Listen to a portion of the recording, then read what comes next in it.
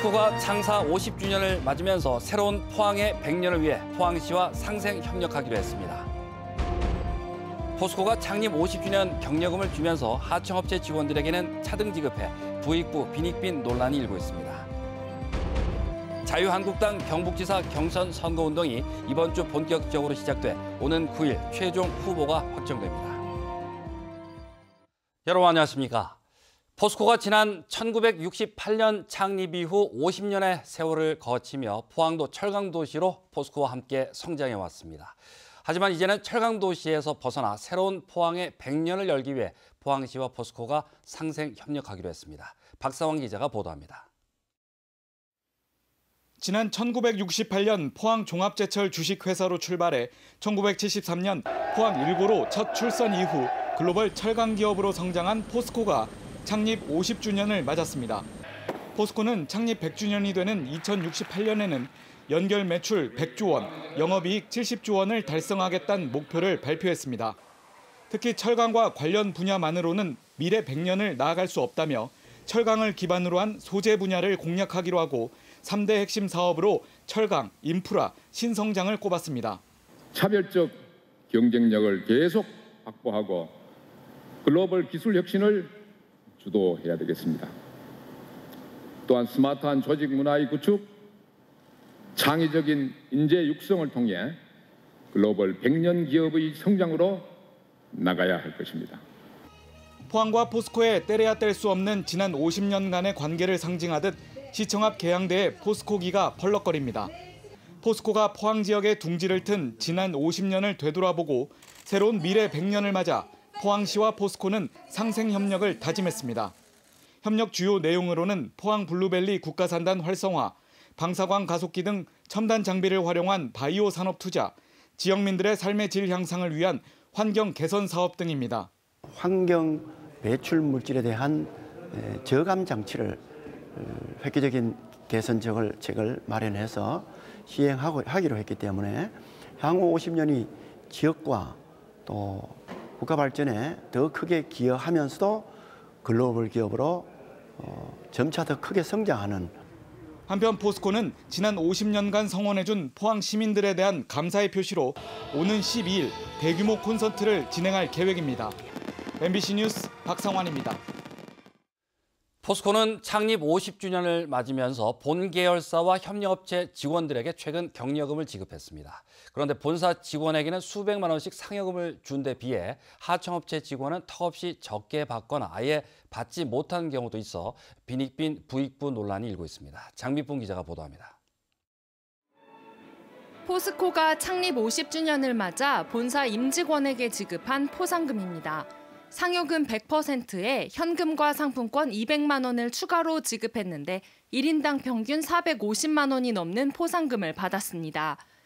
반면 100여 개 포스코 계열사와 하청업체 직원은 상여금이 지급되지 않았고 현금과 상품권으로 200만 원만 받았습니다.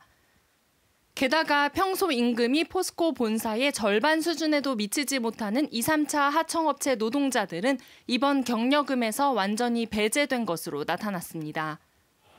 본사와 하청업체 사이에 악화된 소득 양극화 문제가 이번 창립 50주년 포상금 지급에서도 고스란히 드러난 셈입니다. 같이 일하면서도 이렇게 불평등하게 대우를 받고 있다는 그 자체가 좀 포스코 패밀리라고 가족이라고 그렇게 얘기를 하는데 실질적으로 저희들 피부로 와닿는 거 전혀 없어요. 더구나 포스코에 비해 하청 노동자들이 받는 임금은 근속연수와 상관없이 40에서 50%로 턱없이 낮은 수준입니다. 이 때문에 포스코가 창립 50주년을 맞아 포상금을 차등 지급한 것은 동반 성장을 외면하고 도리어 원청과 하청의 임금 격차를 심화시켰다는 비판이 나옵니다. 동방성장이라는 미명 속에서 차별이 강화되는 듯한 부분들이 포착되고 있습니다.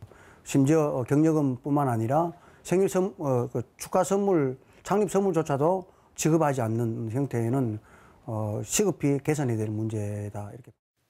포스코는 상여금 100%에 대해 경영실적 향상에 따른 보상으로 본사 직원들에게만 지급됐고 계열사나 하청업체는 이에 해당되지 않아 상여금이 지급되지 않았다고 밝혔습니다.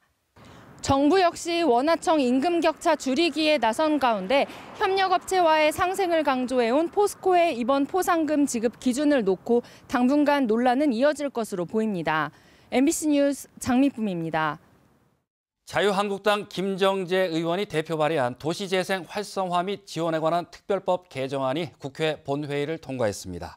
개정안에 따라 포항, 흥해읍 등 지진 피해 지역은 특별재생지역으로 지정해 주택과 도시재생 사업, 주민의 심리 안정 대책, 지역 거점 육성 대책 등의 특별재생 계획을 시행할 수 있게 됐습니다.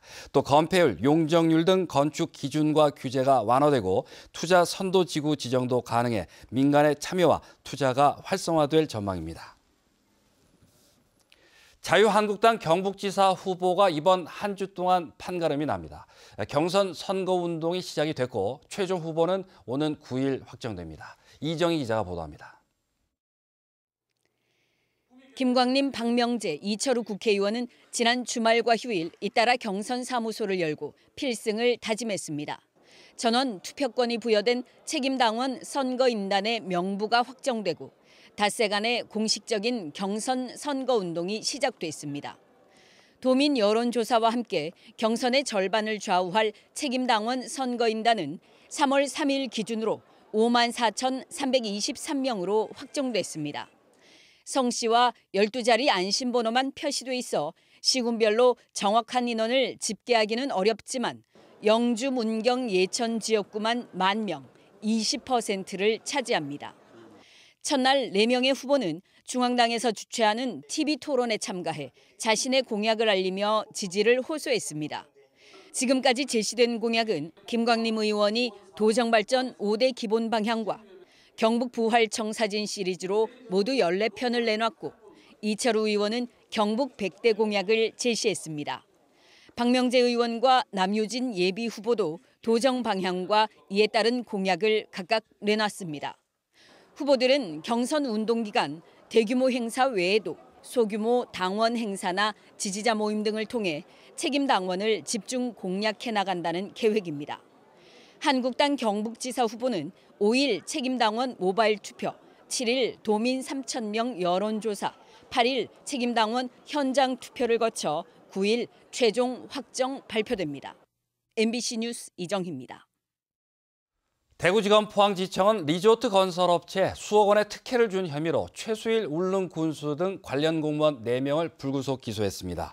최 군수와 관련 공무원들은 지난 2012년부터 울릉군 사동리에서 건설업자 A씨의 리조트 사업에 대해 투자 유치 지원 명목으로 7억 8천만 원의 예산을 들여 간이 상수도 시설 설치와 리조트 야외 바닥 공사 등 특혜를 준 혐의를 받고 있습니다.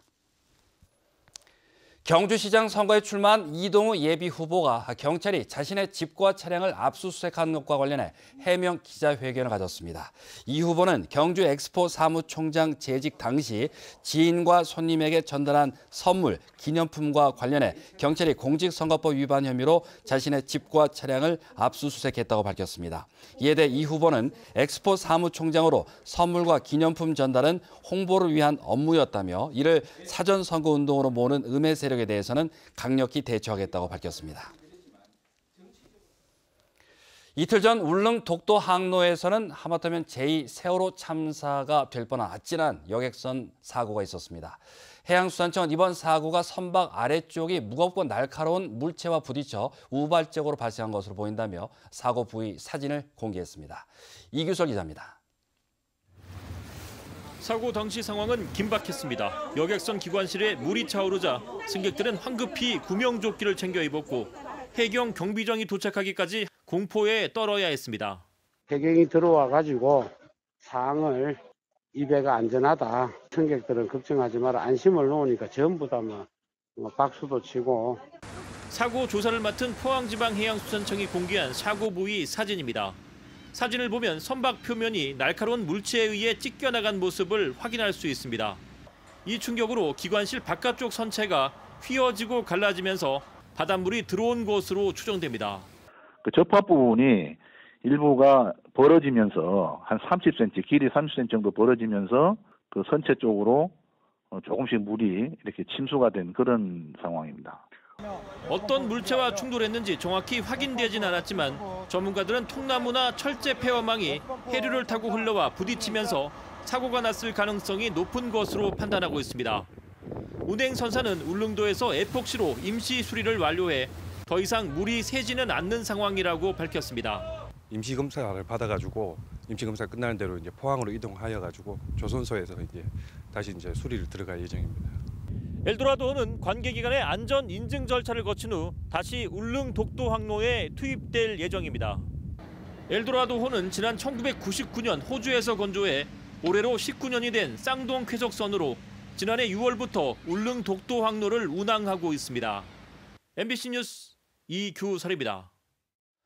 포항시와 포스텍과 한동대 지역 시민단체가 오늘 포항 지진과 지열발전소 연관성 규명을 위해 공동연구단을 발족했습니다.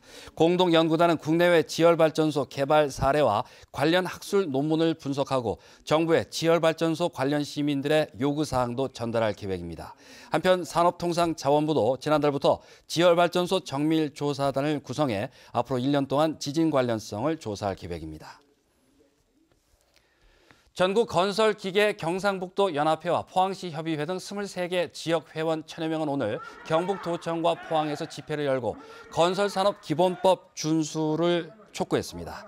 이들은 건설산업기본법에서는 건설기계 대여금을 준공금과 기성금을 받은 다음 날로부터 15일 이내 현금으로 지급해야 한다고 명시하고 있지만 현실에서는 무시되고 있다고 밝혔습니다.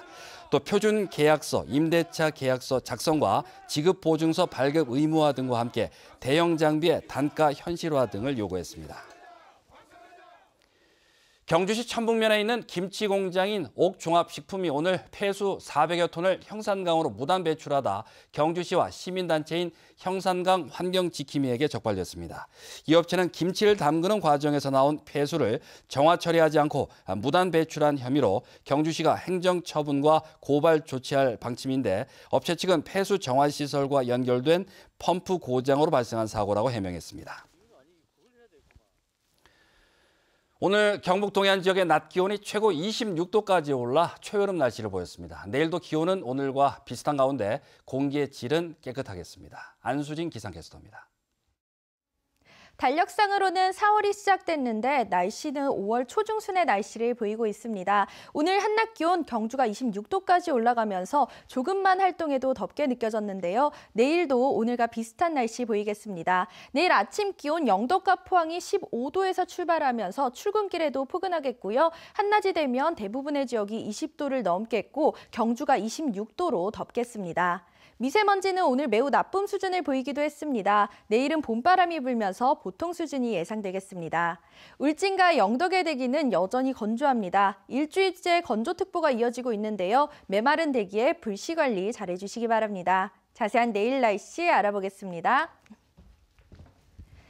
내일 대체로 맑다가 밤이 되면 구름 많아지겠습니다. 아침 기온 울진이 14도, 영덕과 포항이 15도, 경주가 10도입니다. 한낮이 되면 경주가 26도까지 오르겠고 그 외 지역들도 20도를 훌쩍 넘겠습니다. 울릉도와 독도는 오후에 구름 끼겠습니다. 아침 기온 울릉도 13도, 독도 12도, 낮이 되면 울릉도 19도, 독도 14도입니다. 동해상의 하늘에도 구름이 조금 지나겠습니다. 바다의 물결 동해 중부 해상에서 최고 2.5m, 동해 남부 해상에서 최고 2m로 일겠습니다. 수요일에는 비가 내리면서 기온이 조금 떨어지겠습니다. 날씨였습니다.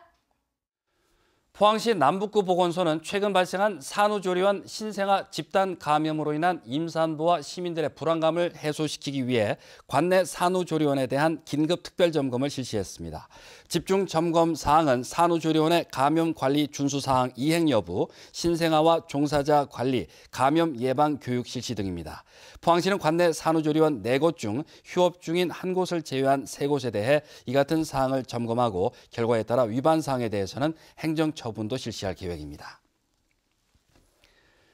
김포 구제역 발생에 따라 소, 돼지, 염소 등 우제류 동물의 농장 간 이동 금지 기간이 4월 9일까지로 일주일 더 연장됐습니다. 농식품부는 A형 구제역이 돼지에서 처음 발생한 데다 잠복기가 최대 14일인 구제역 바이러스의 특징, 현장 방역 상황 등을 고려해 결정했다고 밝혔습니다. 다만 도내 농장 간 가축 이동에 대해서는 임상 관찰 후 이상이 없는 경우에 한해 허용됩니다. 어젯밤 10시 55분쯤 울릉도 도동 여객선 터미널에서 불이 나 30여 분 만에 진화됐습니다. 이 불로 터미널 2층 매표소 24제곱미터가 탔지만 인명피해는 없었습니다.